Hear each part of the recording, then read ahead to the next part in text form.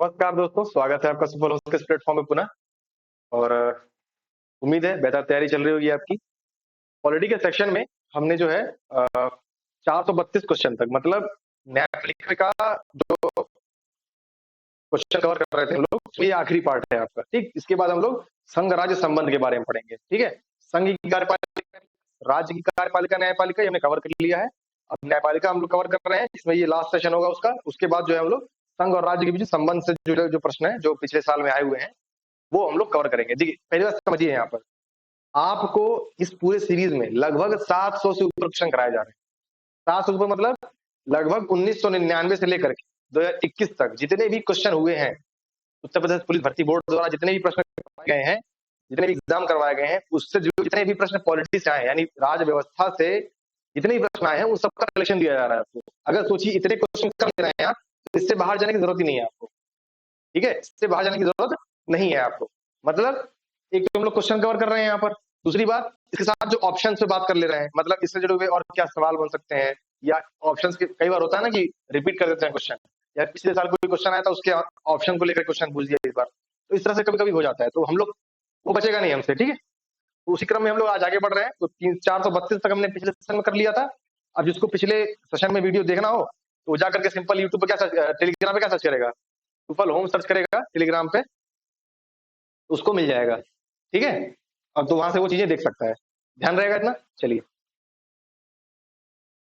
अगला देखिए। चलिए यहाँ पर क्या चीजें हैं कि पहला प्रश्न आज का जो है, उत्तर प्रदेश पुनर्गठन अधिनियम 2000, सन 2000, आपको पता है ना, सन 2000 में उत्तराखंड और उत्तरांचल और जो उत्तर प्रदेश है, ये दोनों अलग हुए थे। ठीक है, इसकी धारा 35 के अनुसार इलाहाबाद में उच्च न्यायालय उत्तरांचल राज्य क्षेत्र में आने वाले कितने जिलों पर क्षेत्राधिकार समाप्त हो गया। सवाल ये कह रहा है कि जब ये लाया गया, मतलब उत्तराखंड को या उत्तरांचल को उत्तर प्रदेश से अलग किया गया, तो उत्तर प्रदेश के क्षेत्राधिकार से कितने जिले अलग हो गए, तो कितने हो गए?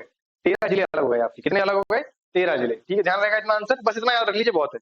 ठीक है, और कमेंट बॉक्स में बताइए कि तेलंगाना तेलंगाना आंध्र प्रदेश से अलग कब हुआ था? ठीक है, चलिए बताइएगा आप। अगला क्वेश्चन देखिए। अगला क्वेश्चन ये बोल रहा है, केंद्रीय प्रशासनिक न्यायाधिकरण की स्थापना किस वर्ष में की गई थी? सिंपल आंसर है, वन लाइनर क्या है, 1985, 1985 में इसकी स्थापना की गई थी। अच्छा, इसके अध्यक्ष और सदस्यों की नियुक्ति कौन करते हैं? कौन करते हैं? राष्ट्रपति करते हैं। ध्यान रहेगा, राष्ट्रपति इसके अध्यक्ष और सदस्यों की नियुक्ति करते हैं। ठीक है, चलिए अगला क्वेश्चन देखिए। भारत में निम्नलिखित में से कौन सर्वोच्च है? देखिए, वैसे तो जनता सर्वोच्च है, लेकिन जनता किससे चलेगी? संविधान से। किससे? संविधान से। संविधान भारत में सर्वोच्च है।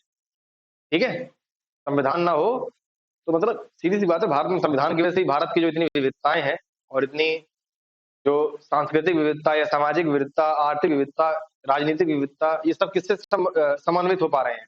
भारत के संविधान से। ठीक है, क्योंकि भारत का संविधान ऐसा है जो इन सभी को लेकर के चल पा रहा है। ठीक, और ऐसा विश्व के किसी भी देश में नहीं है इतनी विविधता। चलिए, वेरी गुड। संसद किस अनुच्छेद के तहत आता है? उच्चतम न्यायालय 124, संसद 79, 80 में क्या राज्यसभा, 81 में क्या लोकसभा। प्रधानमंत्री की नियुक्ति किस अनुच्छेद के तहत होती है? 75। बात किसमें की गई है? 74 में। ठीक है, चलिए। संविधान पूर्ण रूप से कब लागू हुआ? 26 जनवरी 1950। तैयार कब हुआ था? 26 नवंबर 1949। ध्यान रहेगा। चलिए, वेरी गुड। अगला क्वेश्चन देखिए, 440 नंबर। भारत से सर्वोच्च न्यायालय के न्यायाधीशों, भारत के मुख्य न्यायाधीश सहित, की अधिकतम संभावित संख्या कितनी होती है? चलिए, पहली बात बताएंगे, थर्ड जजेस केस, जिसके तहत कोलिजियम की जो व्यवस्था चल रही है उसको डिसाइड कर दिया गया था। थर्ड जजेस केस कब हुआ था?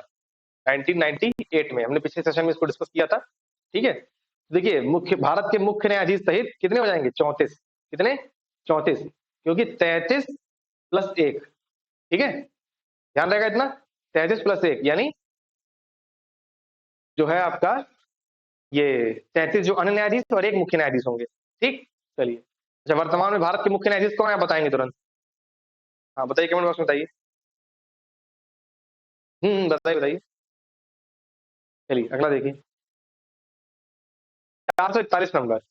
भारत के संविधान के कौन से घटक मानव अधिकारों के सिद्धांतों को शामिल करते हैं, जैसा मानव अधिकारों को सार्वभौम घोषणा में परिकल्पित है? देखिए, एक तो देखिए मौलिक अधिकार है और एक डीपीएसपी। मतलब मौलिक कर्तव्य तो कर्तव्य हो गया ना, ये अधिकार नहीं है। ठीक है, मौलिक अधिकार पहली बात तो देख लीजिए किस भाग में है, भाग 3 में। कहां से कहां तक? 12 से लेकर के 36 तक।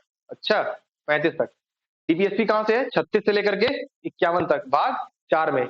मौलिक कर्तव्य भाग 4 ए में, आर्टिकल 51 ए में। कितने हैं मौलिक अधिकार? कर्तव्य 11। पहले कितने थे? 10। 42वें संविधान संशोधन के माध्यम से इसमें 11वां जोड़ दिया गया कि 6 से 14 वर्ष तक के बच्चों को जो है अभिभावक उनको शिक्षा उपलब्ध कराए, उनका कर्तव्य होगा। ठीक है, चलिए। और इसी संविधान संशोधन के तहत जो है आपका, और ये प्रावधान ये 11वां जो जोड़ा गया था, ये 86वें संविधान संशोधन में जोड़ा गया था। या समझिए चीजों को, मौलिक कर्तव्य जोड़े गए थे 42वें संविधान संशोधन के तहत, लेकिन जो 11वां जोड़ा गया था 86वें संविधान संशोधन के तहत, जिसके तहत आर्टिकल 21 ए जोड़ा गया था मौलिक अधिकार में, और अनुच्छेद 45 जो डीपीएससी में है उसमें संशोधन किया गया था। ठीक है, चलिए, जो 45 में बात थी उसको उठा करके आर्टिकल 21 ए में डाल दिया गया, यानी फंडामेंटल राइट घोषित कर दिया गया उसको। ध्यान रहेगा इतना। चलिए, तो यहाँ पर क्या हो जाएगा, मौलिक कर्तव्य, मौलिक अधिकार और डीपीएसपी। ठीक है, उसके जो प्रावधान है वो एक तरह से क्या है, जो मानव अधिकारों का सार्वभौम घोषणा है, जो संयुक्त राष्ट्र संघ का जो है 1948 में जो स्वीकार किया गया दिसंबर 1948 में। ठीक है, उसकी बात, उसका जो है परिलक्षित होते हैं सिद्धांत उसके इन प्रावधानों में। ठीक, चलिए अगला क्वेश्चन देखिए। भारतीय संविधान का कौन सा भाग सभी न्यायिक मामलों में अधिक क्षेत्र वाली एक एकीकृत न्यायिक प्रणाली, न्यायिक पालिका के प्रावधान को प्रतिस्थापित करता है? किसमें? भाग 5 में। अभी देखा था हमने, भाग 5 अध्याय 4 आर्टिकल 124 से लेकर के 147। क्यों? क्योंकि अध्याय 5 में, यहाँ देखिए, चैप्टर 5 में जो है 148 से लेकर के 151 तक क्या है, बताइए, तुरंत बताइए, किसका प्रावधान है? वही जो बार बार आ रहे थे, ये तो कौन? कैग भाई साहब, सीएजी। अब सीएजी की बात आई, तुरंत बताइए, नियुक्ति कौन करता है? राष्ट्रपति करते हैं। उम्र, कार्यकाल कितना होता है? 6 साल या 65 वर्ष। ठीक है, रिपोर्ट किसके समक्ष प्रस्तुत करते हैं? राष्ट्रपति के समक्ष। राष्ट्रपति फिर लोकसभा या संसद के पटल पर रखता है। ठीक है, और इसी की सहायता से जो प्राक्कलन समिति है, जो लेखा समिति है, जिसमें राज्यसभा लोकसभा के दोनों मेंबर होते हैं, 22 मेंबर होते हैं, 15 लोकसभा, 7 राज्यसभा, प्राक्कलन समिति जिसमें 30 मेंबर सिर्फ लोकसभा के होते हैं, है ना। ये सब जो है अपना एक तरह से पोस्टमार्टम करती है, एक तरह से दोबारा आकलन करती है इस रिपोर्ट का, उसके आधार पर ये चीजों को देखती हैं। ध्यान रहेगा इतना। चलिए, अब जिसको याद आया होगा समझ लें कि इसका पिछला क्लास सब सही चल रहा है, जिसको याद नहीं आया है ऐसा दोबारा पढ़ना पड़ेगा। दोबारा क्वेश्चन को रिवाइज करिए, वीडियो को 2 बार करके देखिए, कैसे भी देखिए, लेकिन आप क्वेश्चन को रिवाइज करिए। क्वेश्चन के थ्रू रिवाइज करिए, जल्दी रिवाइज होता है। ठीक है, कॉन्फिडेंस भी बनता है उससे। ना, चलिए, भाग 2 3 हमने देख लिया था अभी।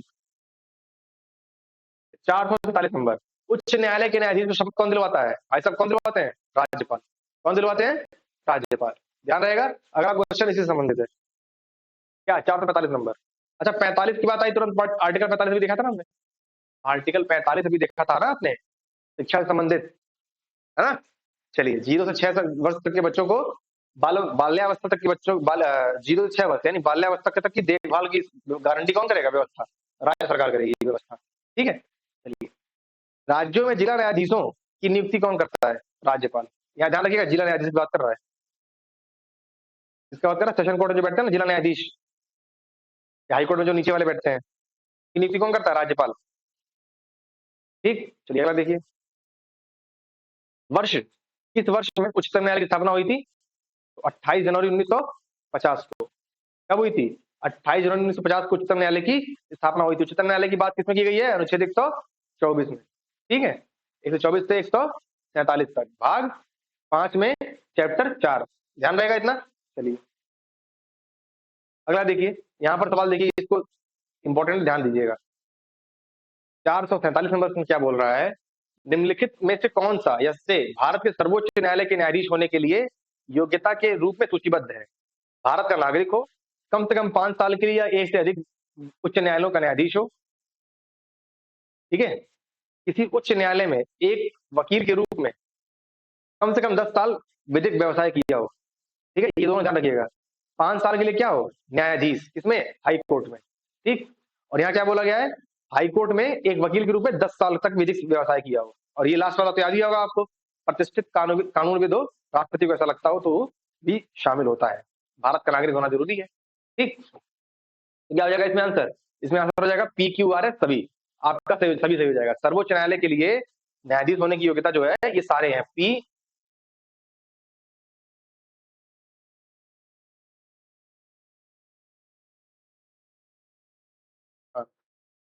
पी क्यू आर एस, ध्यान रहेगा। चलिए अगला क्वेश्चन देखिए 448 नंबर। यदि राष्ट्रपति और उपराष्ट्रपति दोनों पद खाली हैं, पहली बात राष्ट्रपति के पद की बात किसमें की गई है? अनुच्छेद 52 में। उपराष्ट्रपति की बात अनुच्छेद 63 में। ठीक, 54 में क्या है? क्या है? निर्वाचक मंडल। 56 में क्या है? महाभियोग। 61 में क्या है? महाभियोग की प्रक्रिया। 71 में क्या है बताइए? इसका क्या है? 66 में क्या है? निर्वाचक मंडल। ठीक है, चलिए 64 65 ये सब ध्यान होना चाहिए, हमने डिस्कस किया हुआ है। ठीक है, अब आप बताएंगे इसमें से कमेंट बॉक्स में कि कौन सा ये आर्टिकल बोलता है कि जो उपराष्ट्रपति है राज्यसभा का पदेन सभापति होगा, और किस आर्टिकल में ये बोला गया है कि राष्ट्रपति की अनुपस्थिति में राष्ट्रपति जो है कार्यवाहक राष्ट्रपति के रूप में कार्य करेगा। ठीक, चलिए भारत के सर्वोच्च न्यायालय में भारत के राष्ट्रपति द्वारा नियुक्त मुख्य न्यायाधीश और और कितने अन्य न्यायाधीश शामिल होते हैं? देखिए यहाँ पर ऑप्शन नहीं दे रखा है उसका, है ना। 17 में क्वेश्चन पूछा था, अभी क्या हो गया है? मुख्य न्यायाधीश 1 प्लस 33 अन्य न्यायाधीश। ठीक है, टोटल कितने हो जाएंगे अपने पास? 34। इतनी कैपेसिटी होगी अपने पास। ठीक है, ध्यान रहेगा इतना। अब क्वेश्चन आएगा तो अब यही मारेंगे, वर्तमान में यही स्थिति है। ठीक है, यही प्रावधान है। चलिए ये शक्ति किसके पास होती है? संसद के पास, है ना। ये शक्ति किसके पास होती है? संसद के पास। चलिए सर्वोच्च न्यायालय के न्यायाधीश को हटाने के लिए निम्नलिखित में कौन सा तरीका सही है? सिद्ध दुर्व्यवहार या अक्षमता, भारत के राष्ट्रपति के आदेश द्वारा।